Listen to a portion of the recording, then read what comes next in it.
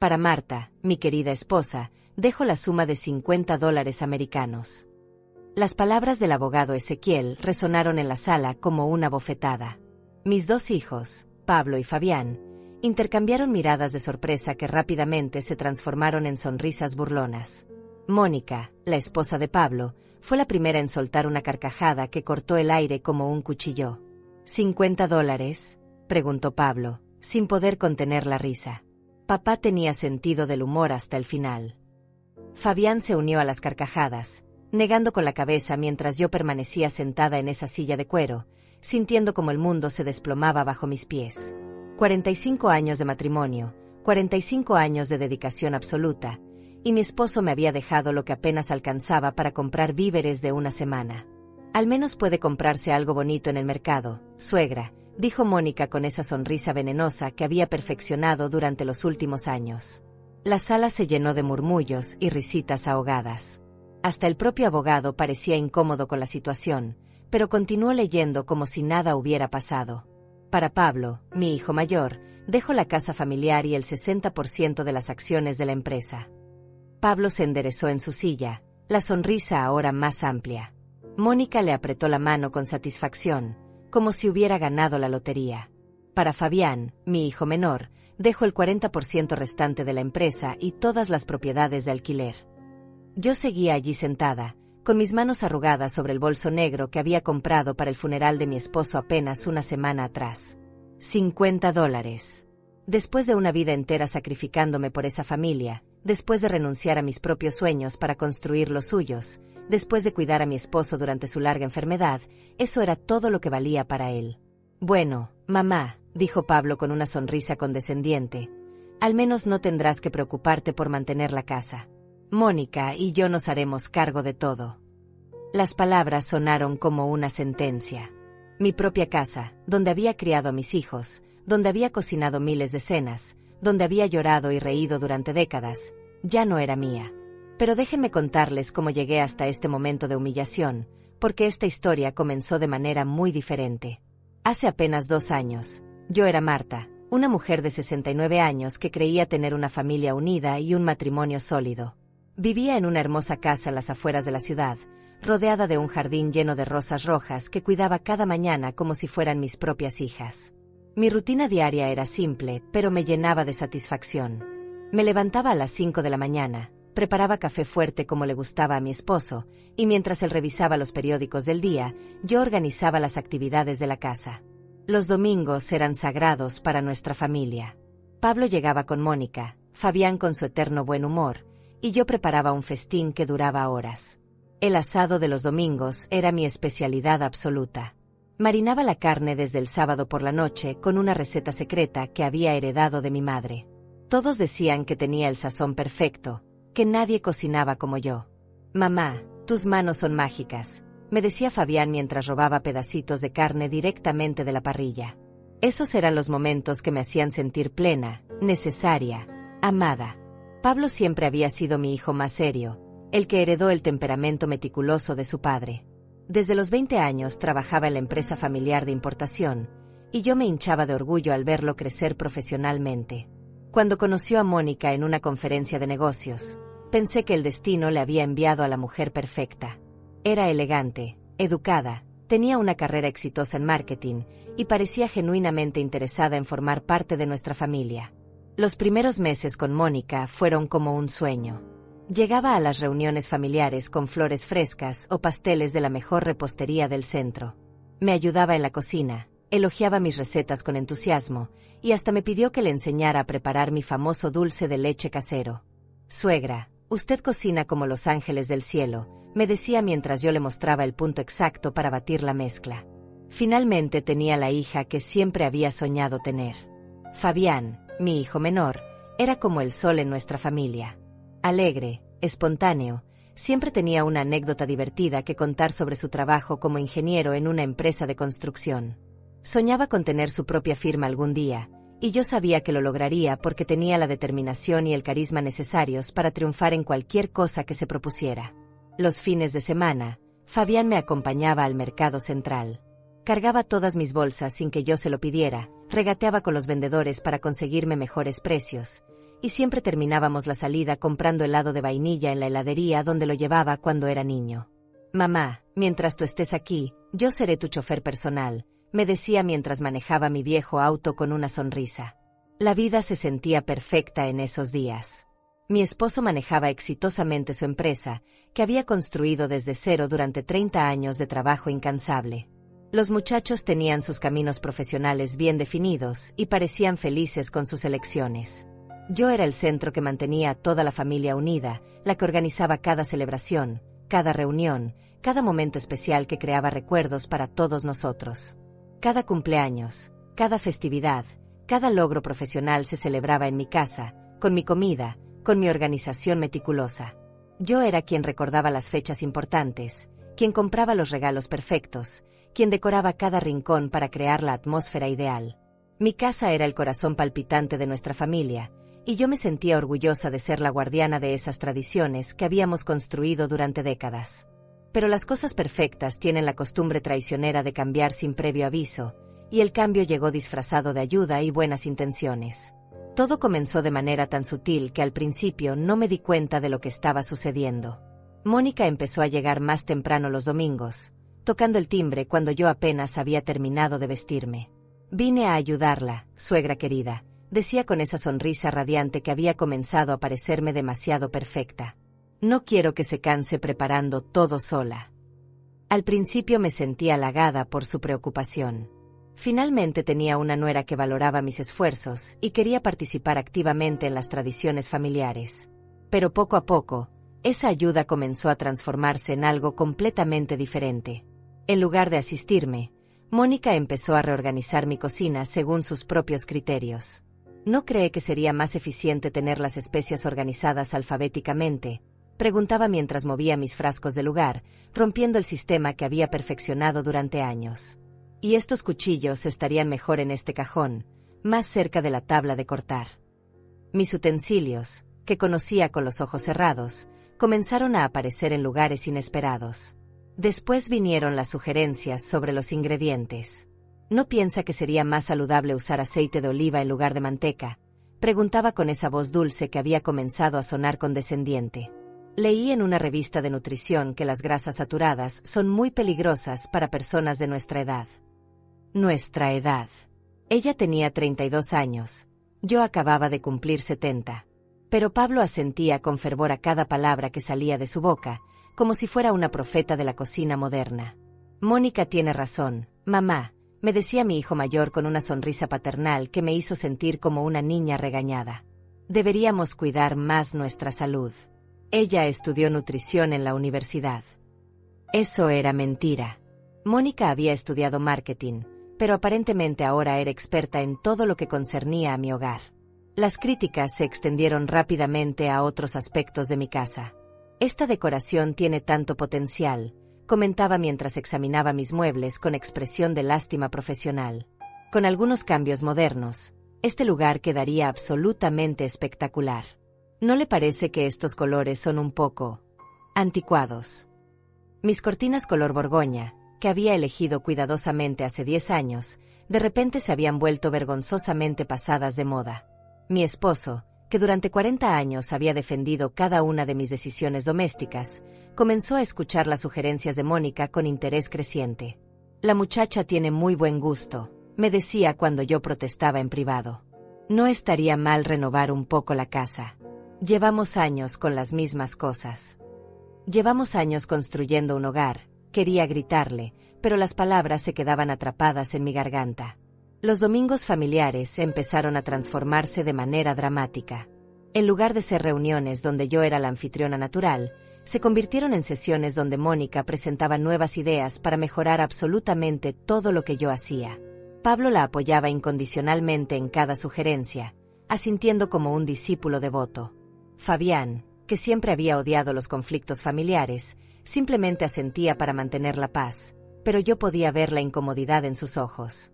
Un domingo particularmente doloroso, Mónica llegó usando un vestido verde elegante que la hacía parecer una modelo de revista.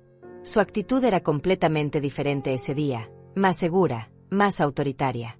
Sin pedirme permiso, se dirigió directamente a la cabecera de la mesa del comedor, el lugar que había sido mío durante décadas, y comenzó a servir la comida como si fuera la dueña absoluta de la casa. «Déjeme hacerlo, suegra», dijo cuando intenté levantarme para cumplir con mi rol habitual. «Usted ya ha trabajado más que suficiente hoy». Pero había algo en su tono de voz que me erizó la piel. No era respeto ni gratitud, era una mezcla tóxica de lástima y superioridad que me hizo sentir como una anciana inútil en mi propio hogar. «Mónica tiene razón», intervino Pablo inmediatamente, como si hubiera estado esperando ese momento. «Mamá, ya es hora de que te relajes un poco. Nosotros podemos encargarnos de estas cosas». La palabra nosotros resonó en mis oídos como una campana de alarma. ¿Desde cuándo Mónica y Pablo eran nosotros en mi casa? Esa noche tuve la primera discusión seria con mi esposo en más de 20 años. «Mónica solo quiere ayudarte», me dijo mientras se desvestía con movimientos cansados. «No entiendo por qué te molesta tanto que alguien quiera hacer tu vida más fácil». Pero yo sí entendía perfectamente lo que estaba sucediendo. Podía sentir con cada fibra de mi ser que mi lugar en la familia comenzaba a tambalearse sin que pudiera hacer absolutamente nada para detener esa avalancha. «No es ayuda», le expliqué con voz temblorosa. «Es invasión. Está tomando control de mi cocina, de mi mesa, de mis tradiciones. Y tú la estás dejando hacerlo». Mi esposo me miró con esa expresión de paciencia forzada que reservaba para cuando consideraba que yo estaba siendo irracional. «Estás exagerando, Marta», me dijo con un suspiro. «Mónica es parte de la familia ahora. Es natural que quiera participar». Pero participar y apoderarse son dos cosas completamente diferentes, y yo sabía que él se negaba a ver la distinción porque le resultaba más cómodo ignorar el problema. Las semanas siguientes fueron como ver mi propia vida en cámara lenta mientras alguien más tomaba control del libreto. Mónica comenzó a llegar no solo los domingos, sino también entre semana, siempre con alguna excusa perfectamente razonable. «Pasaba por aquí después del trabajo y pensé en saludarlos», decía, pero luego se quedaba hasta muy tarde reorganizando algo o sugiriendo cambios. Pablo empezó a visitarnos con más frecuencia también, pero ya no venía a verme a mí. Venía a discutir planes con Mónica, a revisar catálogos de muebles, a medir espacios para posibles renovaciones. Yo me había convertido en un fantasma en mi propia casa, presente pero invisible, necesaria pero ignorada. La transformación de mi hogar fue tan gradual que al principio pensé que tal vez estaba imaginando cosas. Pero cuando me desperté una mañana y encontré a Mónica reorganizando mi despensa sin siquiera pedirme permiso, supe que había cruzado una línea que jamás debería haber cruzado. «Buenos días, suegra», me saludó con esa sonrisa que ya había aprendido a temer. Estaba viendo que tiene muchas cosas vencidas aquí. Decidí hacer una limpieza general.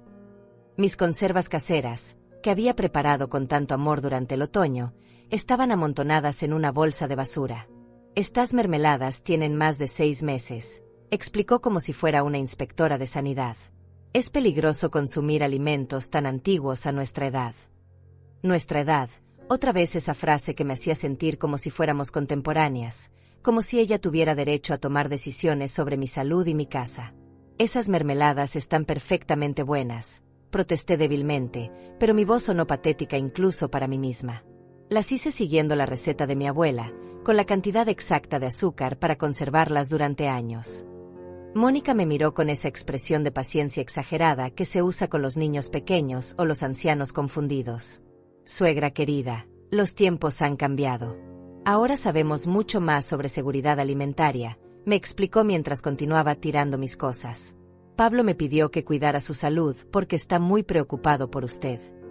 La mentira salió de sus labios con tanta naturalidad que por un momento dudé de mi propia percepción de la realidad.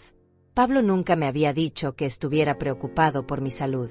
De hecho, hacía semanas que apenas hablábamos más allá de los saludos superficiales cuando él venía a casa. Pero cuando llegó esa tarde y vio la despensa reorganizada, sonrió a Mónica como si hubiera realizado un milagro. «¡Qué maravilla, amor! Mamá necesitaba que alguien la ayudara con estas cosas». «No necesitaba ayuda», murmuré, pero nadie me escuchó. Ya había dejado de existir como una voz válida en las conversaciones familiares. Me había convertido en el tema de conversación, no en una participante. Hablaban de mí en mi presencia como si fuera un mueble que requería mantenimiento ocasional. Las cenas se volvieron ejercicios de humillación silenciosa. Mónica había asumido completamente el control de mi cocina, preparando comidas que ella consideraba más apropiadas para la edad de la familia. Mis platos tradicionales, perfeccionados durante décadas, fueron reemplazados por ensaladas insípidas y pescado al vapor sin condimentos. La sal es muy mala para la presión arterial, explicaba mientras servía porciones diminutas que dejaban a todos con hambre. Mi esposo, que siempre había elogiado mi cocina con entusiasmo genuino, ahora comía en silencio y después le decía a Mónica lo refrescante que era probar comida más saludable. Fabián intentaba mantener conversaciones normales, pero incluso él parecía incómodo con la nueva dinámica familiar. Sus visitas se volvieron más cortas y menos frecuentes. ¿Ya no te gusta venir a casa?, le pregunté un día cuando se despidió después de apenas una hora.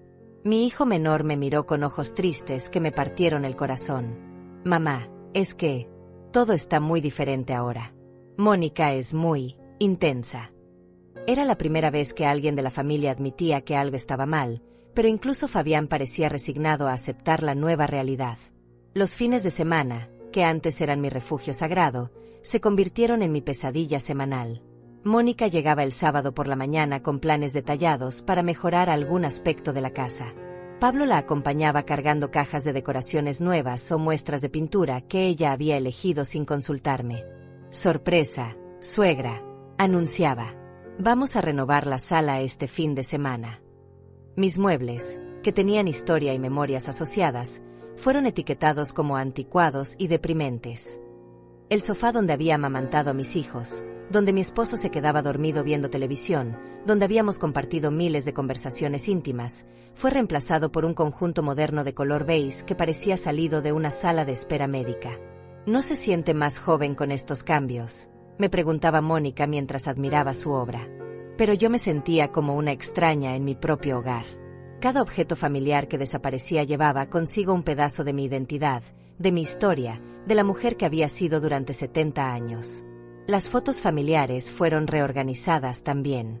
Las imágenes de mi boda, de los primeros pasos de mis hijos, de vacaciones familiares que habían estado orgullosamente exhibidas durante décadas, fueron relegadas a cajas o reemplazadas por fotografías profesionales de Pablo y Mónica. Las fotos viejas hacen que la casa se vea triste, explicó mi nuera. Es mejor tener imágenes más actuales y alegres. Mi esposo observaba estos cambios con aprobación creciente. La casa se ve más moderna, comentaba. Mónica tiene muy buen ojo para la decoración. Yo quería gritarle que no se trataba de decoración, sino de borrar nuestra historia familiar, pero las palabras se quedaban atrapadas en mi garganta como piedras. Las noches se volvieron especialmente solitarias. Mi esposo se quedaba dormido temprano, agotado por el trabajo y aparentemente satisfecho con la nueva versión de nuestro hogar. Yo caminaba por la casa como un fantasma, reconociendo menos cosas cada día. Los sonidos familiares habían cambiado también. En lugar del tic-tac reconfortante del reloj de péndulo que había pertenecido a mi madre, ahora sonaba un reloj digital que Mónica había instalado porque era más preciso. Los olores de mi hogar también habían desaparecido.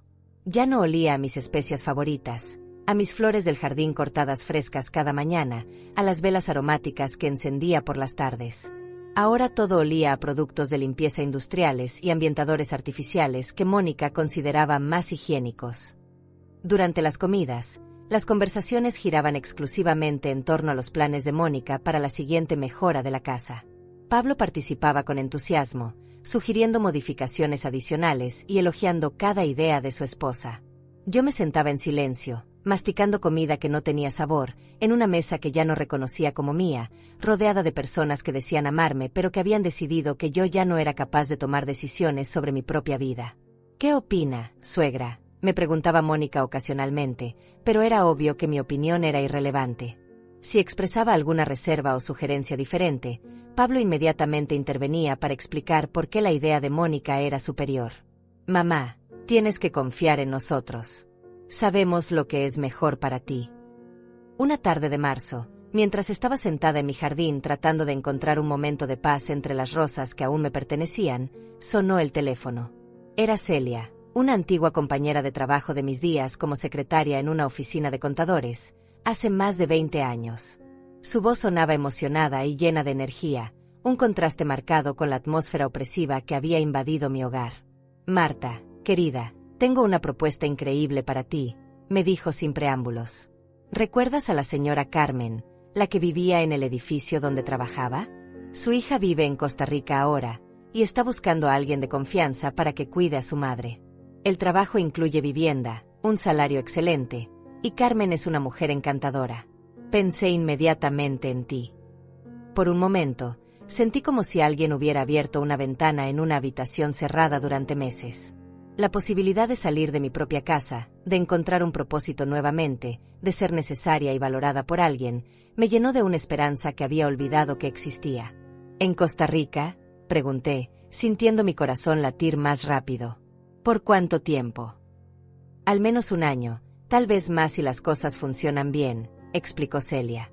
Carmen tiene 85 años, pero está muy lúcida. Solo necesita compañía y alguien que la ayude con las tareas básicas. Su hija dice que prefiere una mujer madura, con experiencia de vida. El salario es de $1,000 al mes, más todos los gastos pagados. Marta, es una oportunidad perfecta para ti.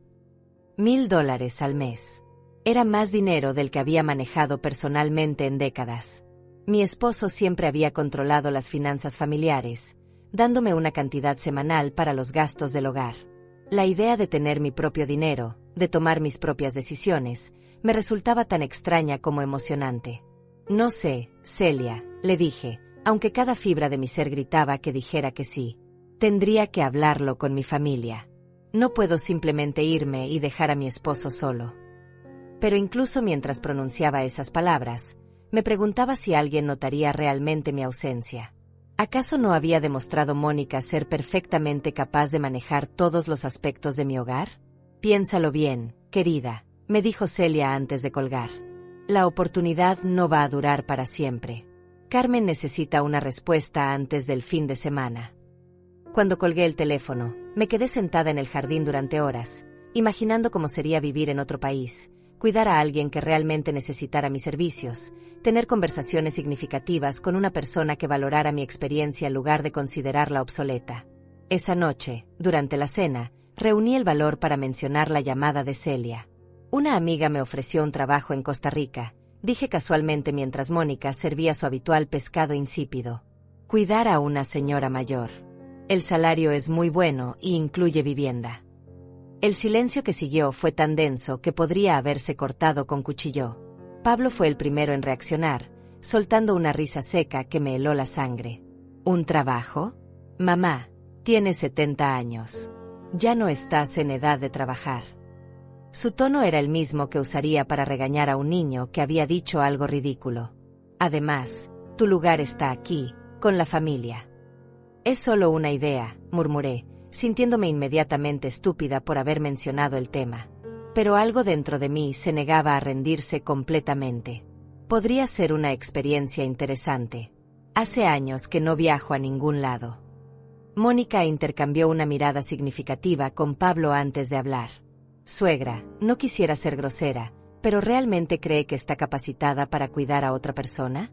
Últimamente ha estado muy despistada. ¿No sería más sensato que se quedara aquí donde podemos cuidarla? La palabra despistada me golpeó como una cachetada. Yo no estaba despistada, estaba siendo sistemáticamente marginada de mi propia vida. Tu madre no está despistada, intervino mi esposo, y por un momento pensé que iba a defenderme. Pero Mónica tiene razón. No tiene sentido que se vaya a otro país a su edad. Aquí está segura y bien cuidada. Bien cuidada. Como si fuera una mascota o una planta que necesitara riego ocasional. Además, continuó Pablo, ¿qué haría papá sin ti? No puede quedarse solo en esta casa. Era irónico que ahora se preocuparan por la capacidad de mi esposo para cuidarse solo cuando durante meses habían actuado como si yo fuera completamente prescindible para el funcionamiento del hogar. Podríamos contratar a alguien que venga durante el día, sugerí débilmente. O Mónica podría. Pero Mónica me interrumpió antes de que pudiera terminar la frase. Ay, suegra, yo tengo mi trabajo y mis propias responsabilidades. No puedo estar aquí las 24 horas cuidando a 2 personas mayores. 2 personas mayores. Como si Pablo y Fabián fueran huérfanos indefensos en lugar de hombres adultos, perfectamente capaces de cuidar a su padre. Fabián, que había permanecido callado durante toda la conversación, Finalmente habló. Mamá, si realmente quieres viajar, podríamos planear unas vacaciones familiares. Pero irte sola a otro país no me parece una buena idea. Incluso mi hijo menor, que siempre había sido mi aliado, ahora se unía al coro de voces que me trataban como una anciana senil incapaz de tomar decisiones racionales. Solo era una idea, repetí, sintiendo cómo se desvanecía la última chispa de esperanza que había sentido en meses. No es importante. Pero sabía que estaba mintiendo. Era muy importante. Era la diferencia entre continuar desapareciendo lentamente en mi propia casa o recuperar algo de mi identidad perdida. Los días siguientes fueron especialmente difíciles. Cada vez que pensaba en la oportunidad que había rechazado, sentía una mezcla de arrepentimiento y resentimiento que me carcomía por dentro. Celia me llamó el viernes para decirme que Carmen había encontrado a otra persona, una mujer de 60 años de Guatemala que había aceptado inmediatamente. Era perfecta para ti, Marta, me dijo con tristeza en la voz. Espero que aparezca otra oportunidad pronto. Pero yo sabía que no habría otra oportunidad. Mi familia había dejado muy claro que mi papel era permanecer en casa, invisible y silenciosa, mientras ellos decidían que era mejor para mi vida.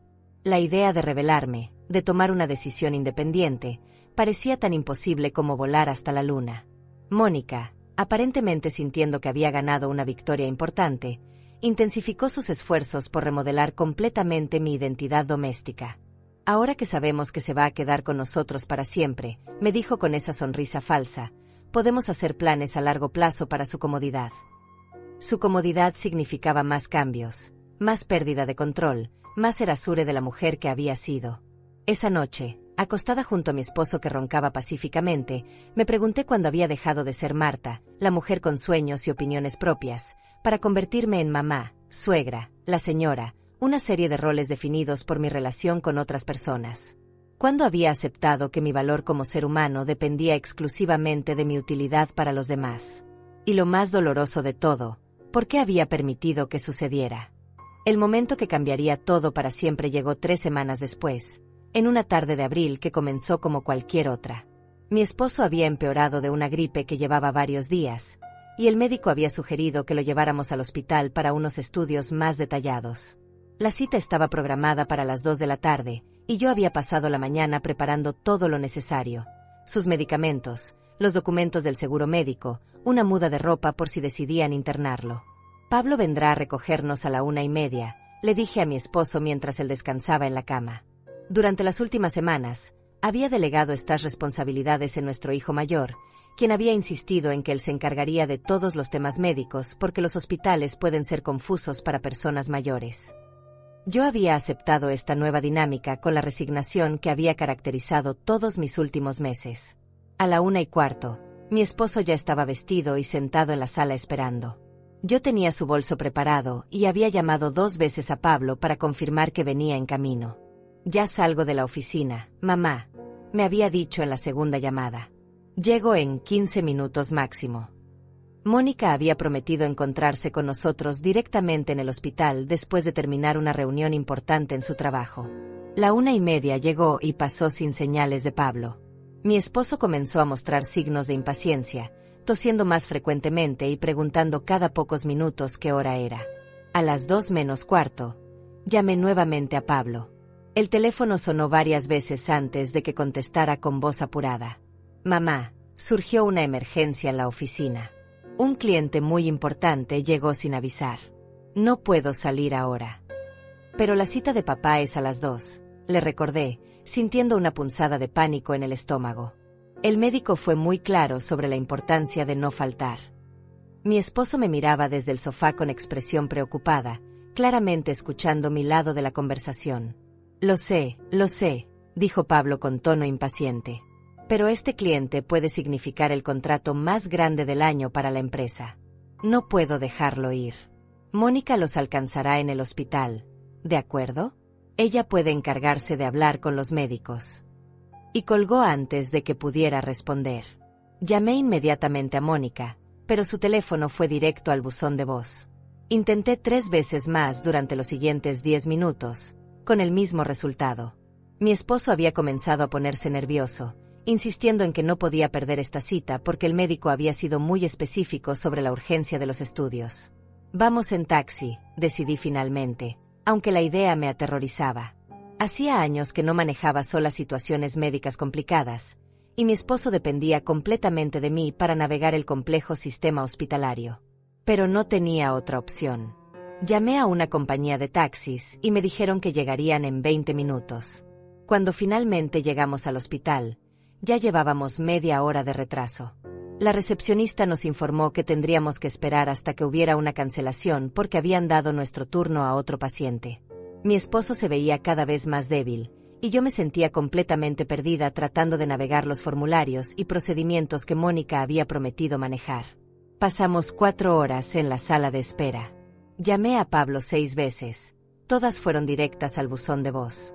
Mónica tampoco respondía a sus mensajes. Estábamos completamente solos, 2 ancianos perdidos en un sistema médico que parecía diseñado para confundir y frustrar a las personas mayores.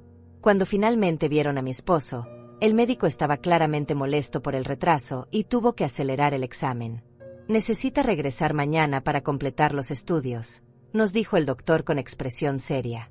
Hoy no pudimos hacer todo lo necesario debido al tiempo perdido. Mi esposo se veía exhausto y confundido, preguntándome repetidamente por qué Pablo y Mónica no habían venido como habían prometido. El viaje de regreso a casa en taxi fue silencioso y doloroso. Mi esposo tosía constantemente, y yo sentía una mezcla de ira y desesperación que me resultaba difícil de controlar. Cuando llegamos a casa a las 7 de la noche, encontramos a Pablo y Mónica sentados cómodamente en la sala, viendo televisión y comiendo pizza que habían pedido a domicilio. ¿Cómo les fue en el hospital?, preguntó Mónica con tono casual, como si hubiera olvidado completamente que se suponía que debía encontrarse con nosotros allí. Esperamos que todo haya salido bien. La naturalidad con que pronunció esas palabras me dejó sin habla durante varios segundos. Nos abandonaron, dije finalmente, con voz temblorosa. Prometieron acompañarnos y nos dejaron solos. Papá tuvo que esperar 4 horas y no pudieron completar todos los estudios. Pablo ni siquiera tuvo la decencia de parecer avergonzado. Mamá, ya te expliqué que surgió una emergencia, respondió con tono defensivo. Y Mónica tenía esa reunión súper importante que no podía cancelar. Son cosas que pasan.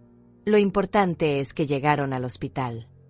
Como si el hecho de que hubiéramos llegado por nuestros propios medios fuera suficiente para absolver su abandono.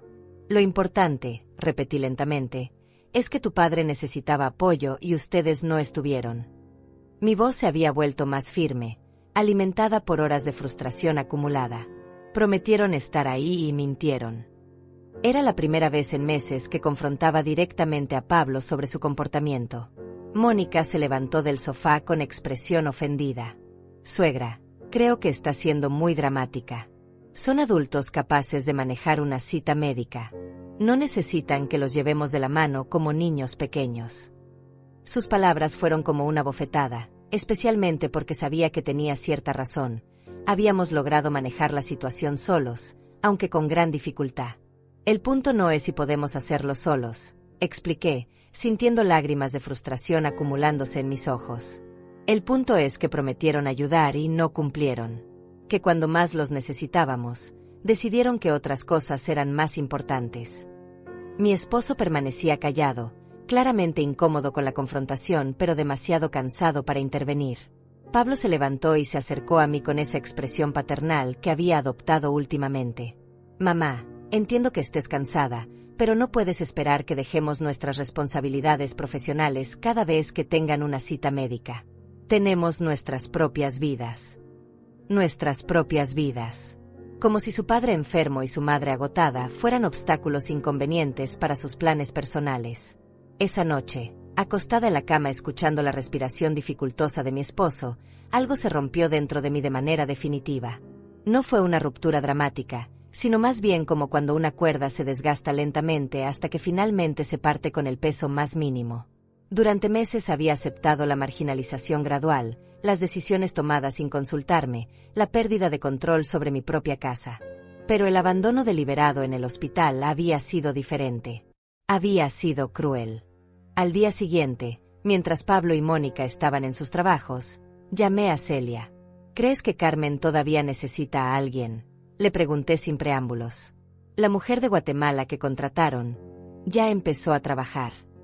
Mi amiga se sorprendió por la llamada, pero me explicó que la mujer guatemalteca había tenido problemas con su visa y no había podido viajar. De hecho, me dijo Celia, Carmen me preguntó ayer si conocía a alguien más. ¿Estás considerando seriamente la propuesta? La pregunta colgó en el aire como una oportunidad de redención, como una puerta que se abría cuando yo más necesitaba escapar.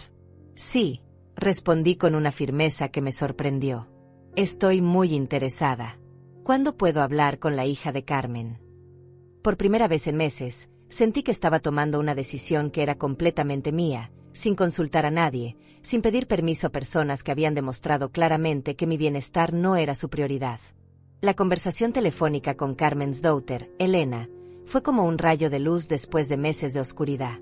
Su voz era cálida y genuinamente interesada en conocerme como persona, no solo como una empleada potencial. Mi madre me ha hablado mucho de usted, señora Marta, me dijo desde San José.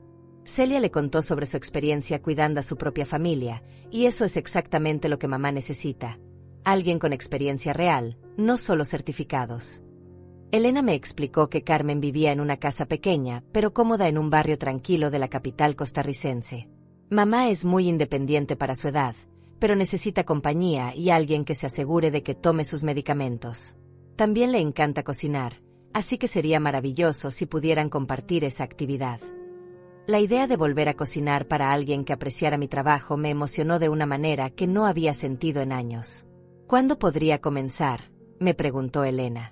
Podemos manejar todos los trámites de visa y pasaporte desde aquí. Tengo contactos en la embajada que pueden acelerar el proceso. La eficiencia y profesionalismo de Elena contrastaba dramáticamente con la manera caótica en que mi propia familia manejaba las responsabilidades importantes. En 2 semanas, respondí sin dudar. Necesito arreglar algunas cosas aquí, pero estaré lista para viajar en 2 semanas. Después de colgar, me quedé sentada en mi cocina por primera vez sintiéndome dueña de mi propio destino. No había consultado con nadie, no había pedido permiso, no había esperado aprobación.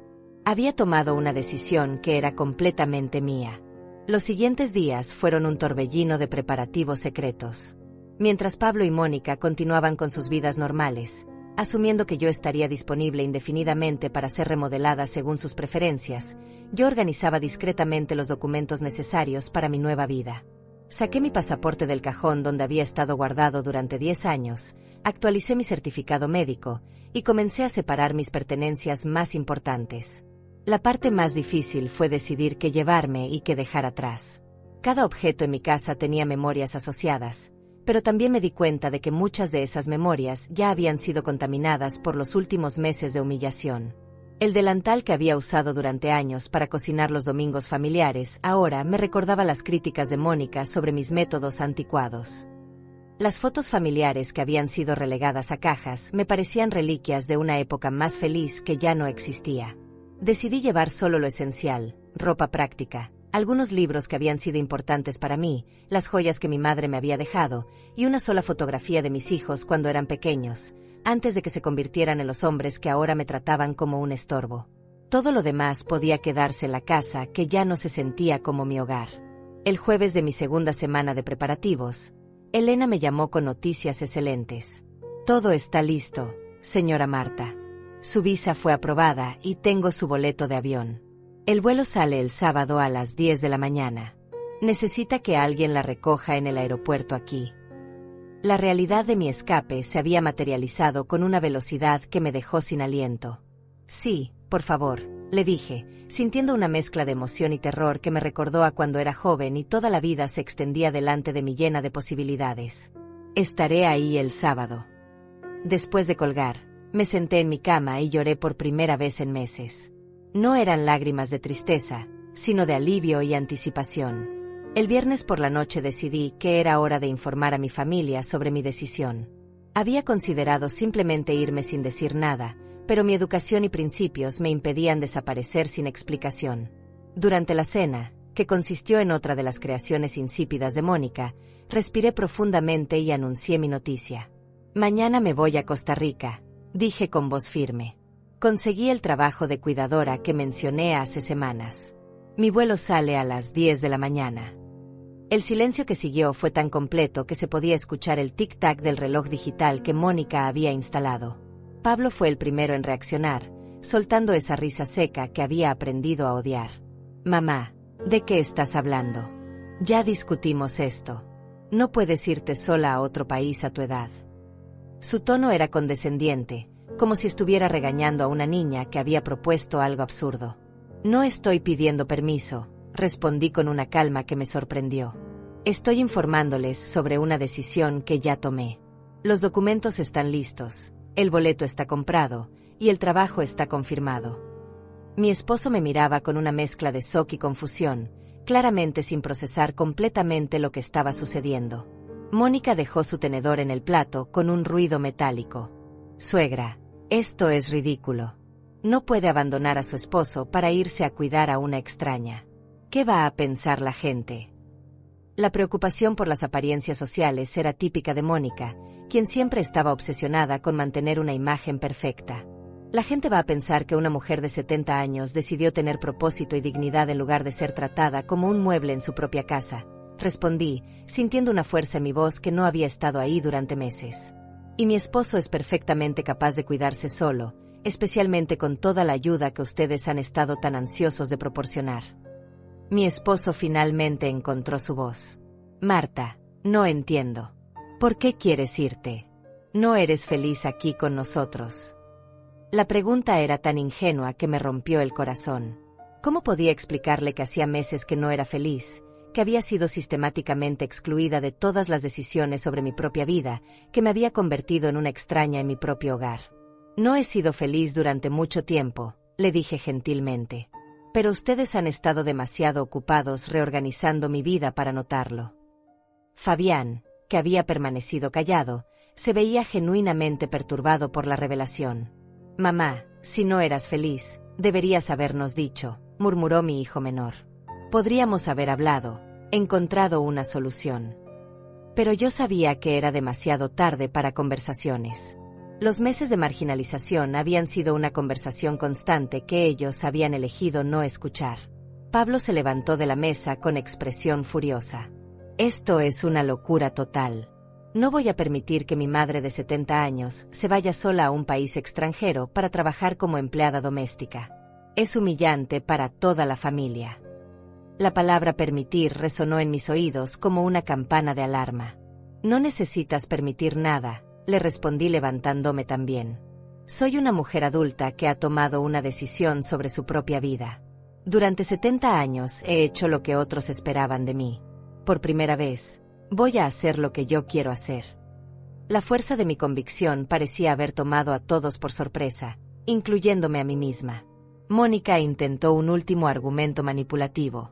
Suegra, si se va ahora, ¿qué garantía tenemos de que volverá? Su esposo la necesita.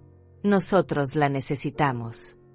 Pero yo ya no era susceptible a la culpa que habían usado tan efectivamente durante meses. Si me necesitan, dije dirigiéndome hacia mi habitación, entonces deberían haber demostrado esa necesidad tratándome con respeto y consideración en lugar de como una carga inconveniente. Subí las escaleras con más energía de la que había sentido en años, dejando atrás una mesa llena de personas que finalmente entendían que ya no podían controlarme. El sábado por la mañana llegó con una claridad cristalina que parecía reflejar mi estado mental. Me desperté a las 5, como había hecho durante décadas, pero esta vez no fue para preparar el desayuno de mi esposo. Fue para terminar de empacar mi vida en 2 maletas y comenzar el viaje hacia mi nueva existencia. La casa estaba en silencio total. Nadie había bajado a despedirse o intentar un último esfuerzo para disuadirme. Mientras esperaba el taxi que me llevaría al aeropuerto, me senté en la sala que ya no reconocía como mía y reflexioné sobre la noche anterior. Después de mi anuncio durante la cena, mi esposo había subido directamente a la habitación sin decir una palabra más. Pablo y Mónica se habían quedado en la cocina susurrando furiosamente, probablemente planeando estrategias para hacerme cambiar de opinión. Fabián había tocado la puerta de mi habitación alrededor de las 10, pero yo había fingido estar dormida. El sonido del claxon del taxi rompió el silencio matutino. Tomé mis maletas, eché un último vistazo a la casa donde había vivido durante 25 años, y salí por la puerta principal sin mirar atrás. No hubo despedidas dramáticas, no hubo lágrimas en el umbral, no hubo súplicas de último minuto. Solo el sonido de la puerta cerrándose detrás de mí, marcando el final de una etapa de mi vida y el comienzo de otra completamente desconocida. El vuelo a San José fue mi primera experiencia viajando sola en décadas. Al principio me sentí nerviosa y desorientada, pero gradualmente comencé a disfrutar la libertad de tomar mis propias decisiones sin consultar a nadie. Pedí el desayuno que quería, elegí la revista que me interesaba, y por primera vez en meses, nadie me sugirió una opción más apropiada para mi edad. Elena me esperaba en el aeropuerto con un letrero que decía Señora Marta y una sonrisa genuinamente cálida. Era una mujer de unos 40 años, profesional pero accesible, que inmediatamente me hizo sentir bienvenida. «Qué gusto conocerla finalmente», me dijo mientras cargaba una de mis maletas. «Mamá está muy emocionada de tenerla en casa. Ha estado preparando su habitación toda la semana». El viaje desde el aeropuerto hasta la casa de Carmen fue revelador. San José era una ciudad vibrante y colorida, llena de vida y energía que contrastaba marcadamente con la atmósfera opresiva que había dejado atrás. Elena me señalaba lugares interesantes durante el trayecto, explicándome sobre mercados locales, parques cercanos y actividades que Carmen disfrutaba. A mamá le encanta caminar por el Parque Central los martes y jueves, me contó. Dice que le gusta ver a la gente y alimentar a las palomas. La casa de Carmen era exactamente como Elena me la había descrito, pequeña pero cómoda, con un jardín lleno de plantas tropicales y una terraza donde se podía tomar café por las mañanas. Carmen me recibió en la puerta con los brazos abiertos y una sonrisa que iluminó toda su cara arrugada. «Marta, querida», exclamó, «qué feliz estoy de que hayas venido a acompañar a esta vieja solitaria». Desde el primer momento, la diferencia fue asombrosa. Carmen me trató como una invitada valiosa, no como una empleada. Me mostró la casa con orgullo, explicándome la historia detrás de cada fotografía y cada objeto decorativo. «Esta fue mi habitación durante 50 años», me dijo señalando el dormitorio principal, «pero ahora prefiero el cuarto más pequeño porque recibe mejor sol por las mañanas. El cuarto grande es tuyo ahora, con baño privado y vista al jardín». Mi nueva habitación era luminosa y acogedora, decorada con colores suaves que invitaban al descanso. Tenía una cama cómoda, un escritorio junto a la ventana y un armario espacioso donde pude acomodar mis pocas pertenencias. Por primera vez en meses, tenía un espacio que era completamente mío, donde nadie entraría a reorganizar mis cosas o sugerir mejoras. Las primeras semanas en Costa Rica fueron como despertar de un sueño largo y confuso. Carmen resultó ser una compañía deliciosa, inteligente, divertida y llena de historias fascinantes sobre su vida. Había sido maestra durante 40 años, había viajado por toda América Central y tenía opiniones interesantes sobre todo, desde política hasta jardinería. Nuestras conversaciones durante las comidas eran estimulantes y respetuosas, algo que había olvidado que era posible. La rutina diaria era simple pero satisfactoria. Carmen se levantaba temprano, como yo, y desayunábamos juntas en la terraza mientras planificábamos el día. Yo me encargaba de asegurarme de que tomara sus medicamentos, pero ella era perfectamente capaz de manejar la mayoría de sus actividades diarias. Cocinábamos juntas, explorábamos el vecindario, y por las tardes ella me enseñaba sobre las plantas de su jardín mientras yo le contaba historias de mi vida anterior. «¿Sabes qué es lo que más me gusta de tenerte aquí?», me preguntó Carmen una tarde mientras regábamos las orquídeas. «Que me tratas como una persona completa, no como una anciana frágil que necesita protección constante». Sus palabras resonaron profundamente en mí porque describían exactamente lo que yo había perdido en mi casa, el respeto básico hacia mi humanidad completa. Durante mi segundo mes en Costa Rica, comencé a notar cambios en mí misma que no había experimentado en años. Mi postura se había enderezado, mi voz había recuperado su fuerza natural, y por primera vez en mucho tiempo, me miraba en el espejo y reconocía a la mujer que veía reflejada. Carmen me había animado a comprarme ropa nueva, y juntas habíamos elegido vestidos coloridos que me hacían sentir femenina y vital. Fue durante este periodo de redescubrimiento personal que conocí a José. Era un viudo de 73 años que vivía en el mismo vecindario y que visitaba ocasionalmente a Carmen porque habían sido colegas durante sus años de enseñanza.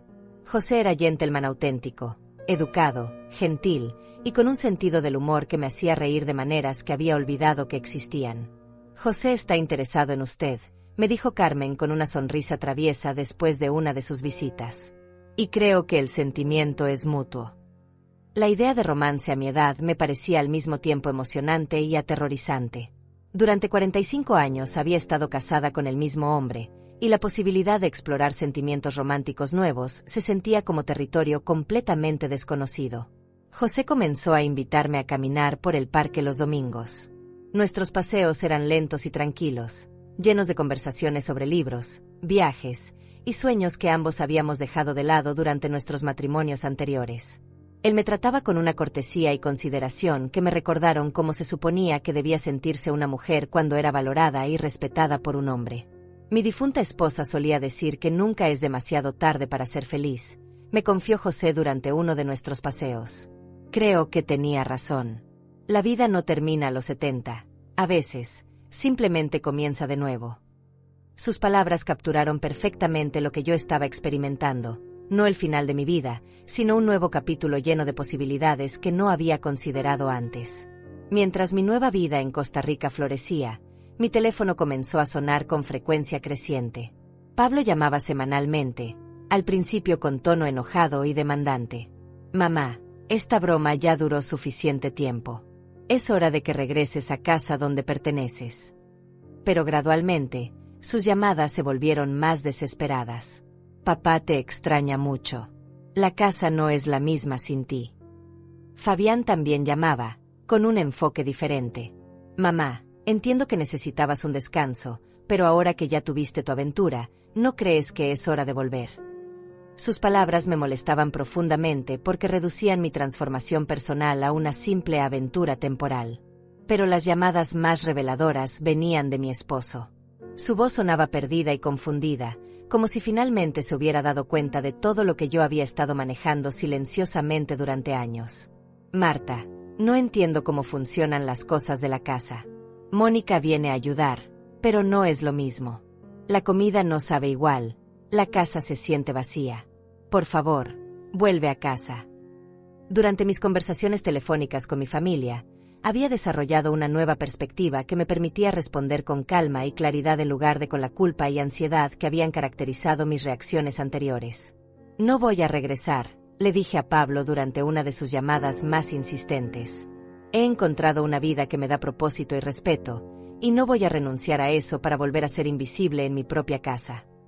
Pero mamá, insistió Pablo con esa voz que usaba cuando creía que estaba siendo razonable, aquí tienes una familia que te necesita. Allá solo tienes a una extraña que te paga por cuidarla. Sus palabras revelaban una incomprensión fundamental de lo que significaba ser valorada. Carmen no me pagaba simplemente por cuidarla, me respetaba como una compañera igual, consultaba mis opiniones y valoraba mi experiencia de vida. Carmen no es una extraña, le expliqué pacientemente. Es una amiga que me trata con dignidad. Y ustedes no me necesitaban cuando estaba ahí, solo necesitaban que me mantuviera callada mientras reorganizaban mi vida según sus preferencias. El silencio que siguió me dijo que Pablo finalmente estaba comenzando a entender la gravedad de cómo me habían tratado. Las llamadas de Mónica eran particularmente reveladoras. Había adoptado un tono falsamente preocupado que no engañaba a nadie. Suegra, sabemos que está pasando por una crisis, pero abandonar a su familia no es la solución. Su esposo está sufriendo mucho sin usted. La ironía era asombrosa. La misma mujer que había pasado meses tratando de hacerme invisible ahora me acusaba de abandono por buscar mi propia felicidad. Mi esposo sufrió durante meses viéndome ser marginada y no hizo nada para defenderme. Le respondí con una firmeza que claramente la sorprendió. Si ahora está sufriendo, tal vez entienda cómo me sentí yo durante todo ese tiempo. Mónica intentó argumentar, pero yo había aprendido a no comprometerme en debates que solo servían para drenar mi energía. La llamada más difícil vino de mi esposo después de 3 meses de mi partida. Su voz sonaba quebrada y envejecida de una manera que me partió el corazón. Marta, he estado pensando mucho sobre lo que dijiste antes de irte. Creo que no me di cuenta de lo que estaba pasando. Mónica dice que solo estaba tratando de ayudar, pero ahora veo que tal vez fuimos demasiado lejos. Era la admisión más cercana a una disculpa que había escuchado de cualquier miembro de mi familia, pero llegaba demasiado tarde y era demasiado tentativa. Aprecio que reconozcas eso, le dije gentilmente, Pero el daño ya está hecho. He construido una nueva vida aquí, y por primera vez en años, soy genuinamente feliz. No voy a renunciar a esa felicidad para volver a una situación que me hizo miserable. Pero podemos cambiar las cosas, insistió con desesperación. Podemos hablar con Pablo y Mónica, establecer límites diferentes. Puedes tener más control sobre la casa. Sus promesas sonaban sinceras, pero yo sabía que los cambios fundamentales de personalidad y actitud no ocurren simplemente porque alguien se va por unos meses. Durante mi cuarto mes en Costa Rica, recibí una llamada inesperada que cambiaría todo nuevamente. Era Ezequiel, el abogado de la familia, con noticias que me dejaron completamente sin palabras. Señora Marta, necesito hablar con usted sobre el testamento de su esposo. Hay algunos documentos adicionales que aparecieron durante la revisión de sus archivos personales. ¿Documentos adicionales?, pregunté confundida. Pensé que todo había sido resuelto durante la lectura del testamento. Ezequiel explicó que había encontrado una caja fuerte en la oficina de mi esposo que contenía papeles que modificaban significativamente las disposiciones testamentarias que habíamos escuchado meses atrás. Su esposo mantenía cuentas bancarias en el extranjero que no fueron incluidas en el testamento original, me explicó el abogado.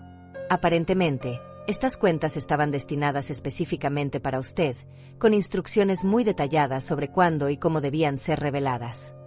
Mi corazón comenzó a latir más rápido mientras procesaba las implicaciones de esta información.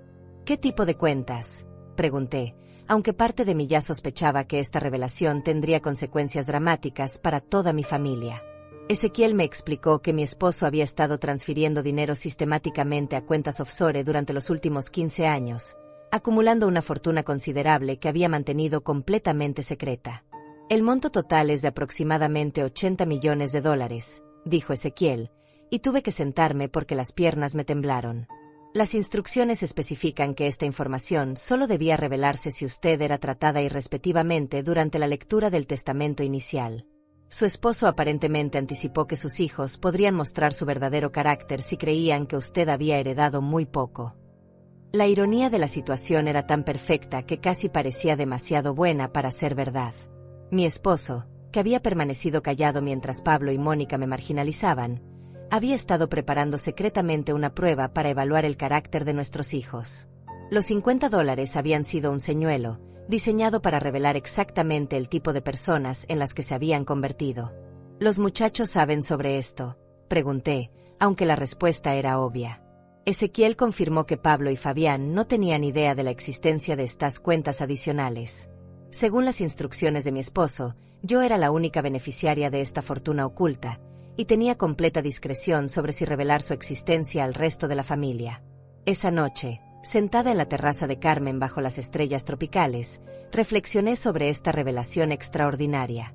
Mi esposo, a pesar de sus fallas durante los últimos meses de su vida, había demostrado conocerme mejor de lo que yo había pensado.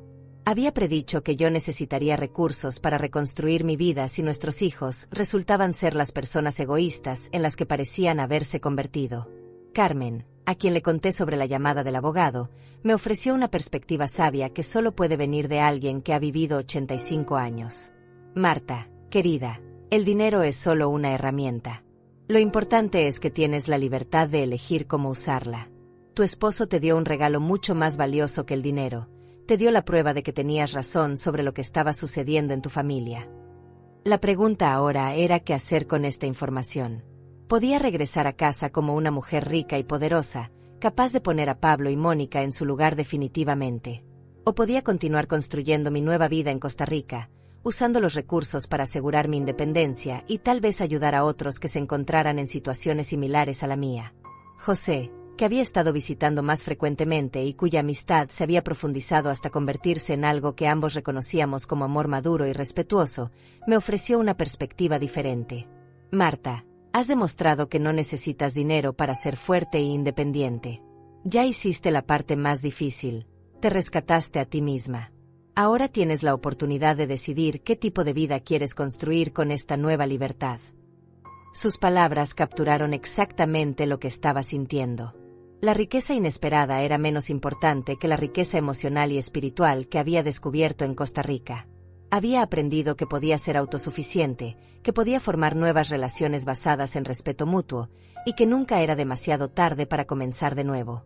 Después de una semana de reflexión profunda y conversaciones largas con Carmen y José, tomé la decisión de regresar brevemente a mi ciudad natal para la segunda lectura del testamento.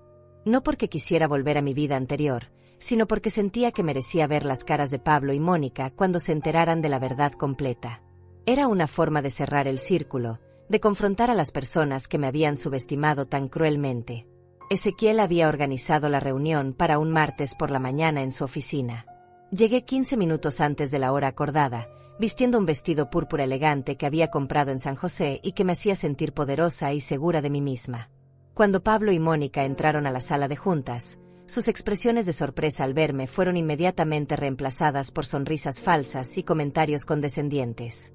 «Mamá, qué bueno que decidiste volver», dijo Pablo con esa voz paternal que tanto había llegado a detestar. «Esperamos que ya hayas superado tu crisis y estés lista para regresar a casa donde perteneces». Mónica asintió con entusiasmo, claramente aliviada de que su suegra problemática hubiera regresado para ser manejada nuevamente según sus preferencias. «No he vuelto para quedarme», les aclaré inmediatamente. «Estoy aquí porque el abogado me informó sobre documentos adicionales relacionados con el testamento de mi esposo». Fabián, que había llegado unos minutos después, se veía genuinamente confundido por toda la situación. Ezequiel comenzó la lectura con la misma seriedad profesional que había caracterizado la primera sesión meses atrás. Antes de proceder con los documentos adicionales, debo explicar el contexto detrás de las disposiciones testamentarias originales. El señor había dejado instrucciones específicas sobre cuándo revelar la información completa sobre su patrimonio. «¿Información completa?», preguntó Pablo con una sonrisa burlona. «¿Papá tenía más dinero escondido en algún lado? Otros $50 para mamá». Su risa fue cortada abruptamente cuando Ezequiel le explicó la verdadera naturaleza de la herencia que yo estaba a punto de recibir. Durante los últimos 15 años, su padre mantuvo cuentas bancarias offshore que acumularon un total de $80 millones americanos, anunció el abogado.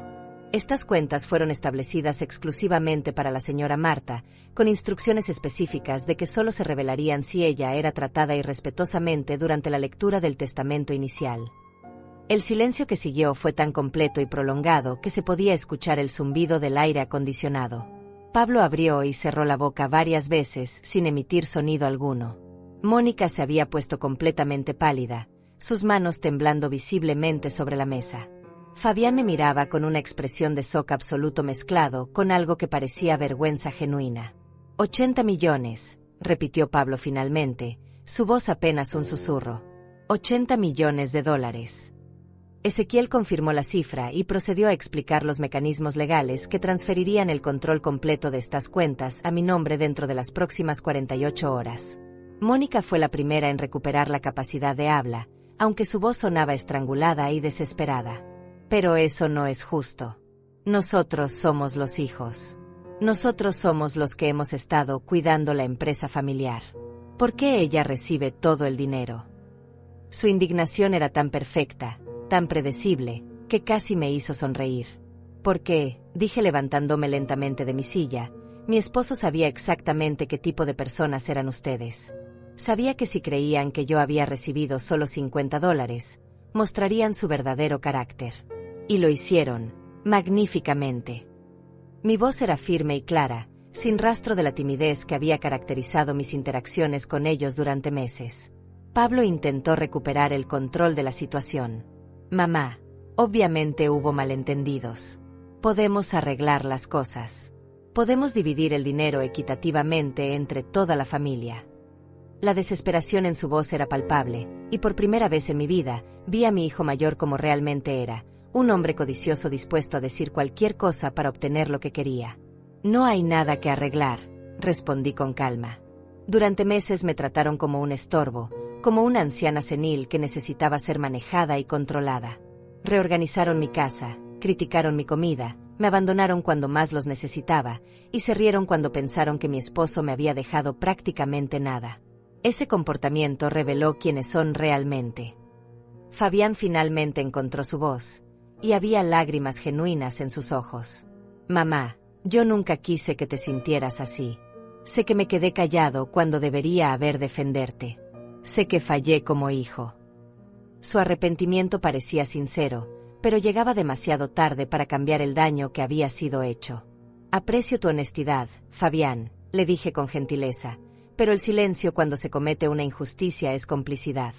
Tuviste múltiples oportunidades de hablar, y elegiste la comodidad del silencio. Las palabras claramente le dolieron, pero era importante que entendiera las consecuencias de sus decisiones. Mónica había comenzado a llorar, pero sus lágrimas me parecían más de frustración que de arrepentimiento genuino. Suegra, siempre traté de ayudarla. Todo lo que hice fue por su bien, para modernizar su vida, para hacerla más cómoda. La capacidad de autoengaño de Mónica era realmente asombrosa. Lo que hiciste, le expliqué pacientemente, fue invadir mi hogar, marginalizar mi voz, y tratar de borrar mi identidad para reemplazarla con tu versión de lo que debería ser una mujer de mi edad. Eso no fue ayuda, fue colonización. Ezequiel observaba el intercambio con expresión profesionalmente neutra, pero podía ver un destello de satisfacción en sus ojos. Pablo hizo un último intento desesperado. Mamá, somos familia. Las familias superan los malentendidos. Podemos comenzar de nuevo, hacer las cosas diferentes. Pero yo había aprendido que algunas cosas, una vez rotas, no pueden ser reparadas simplemente con palabras y promesas. Ustedes tuvieron la oportunidad de tratarme como familia cuando era vulnerable y dependiente, le respondí. Eligieron tratarme como una carga. Ahora que soy independiente y financieramente poderosa, quieren renegociar los términos. Pero las relaciones no funcionan así. Después de firmar todos los documentos necesarios y confirmar que las transferencias bancarias estaban en proceso, me dirigí hacia la puerta de la oficina de Ezequiel. Fabián me siguió hasta el pasillo.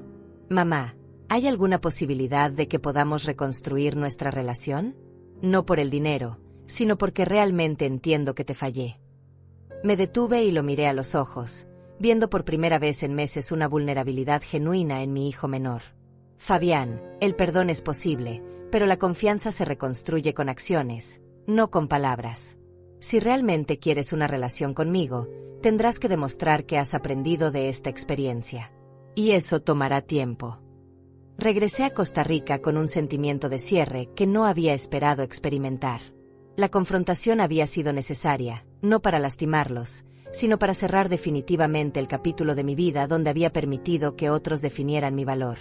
Carmen me recibió con un abrazo cálido y José con flores frescas del mercado. ¿Cómo te sientes?, me preguntó Carmen esa noche mientras tomábamos té en la terraza. ¿Fue lo que esperabas? Reflexioné sobre su pregunta antes de responder. La satisfacción había sido menor de lo que había anticipado, pero la sensación de justicia completada era profunda y sanadora. Me siento libre, le dije finalmente. Por primera vez en mi vida, no debo explicaciones a nadie sobre mis decisiones. Puedo elegir cómo gastar mi tiempo, mi energía, y ahora mi dinero, basándome únicamente en lo que me hace feliz y me da propósito. Con mis nuevos recursos, decidí establecer una fundación para ayudar a mujeres mayores que se encontraran en situaciones similares a la que yo había vivido. Carmen se ofreció como voluntaria para ayudar con la organización, y José sugirió incluir programas de apoyo emocional además de la asistencia financiera. Un año después de mi escape inicial, José y yo decidimos casarnos en una ceremonia pequeña e íntima en el jardín de Carmen. Fabián fue el único miembro de mi familia que vino a la boda, después de meses de conversaciones difíciles pero constructivas sobre cómo reconstruir nuestra relación. Pablo y Mónica no fueron invitados. Mientras estaba parada junto a José intercambiando votos a los 71 años, recordé la humillación que había sentido en esa sala de abogados hace apenas 2 años. La mujer que había sido ridiculizada por heredar $50 ya no existía. En su lugar había una mujer que había aprendido que el verdadero valor no se mide en dinero heredado, sino en el coraje de reconstruir tu vida cuando todos esperan que te rindas. Ás veces, ser abandonada pelos filos o inició da verdadeira liberdade, le dije a Carmen durante mi discurso de boda. Mi historia comenzó con una humillación en la lectura de un testamento, pero terminó con el descubrimiento de que nunca es demasiado tarde para escribir un nuevo capítulo de tu vida.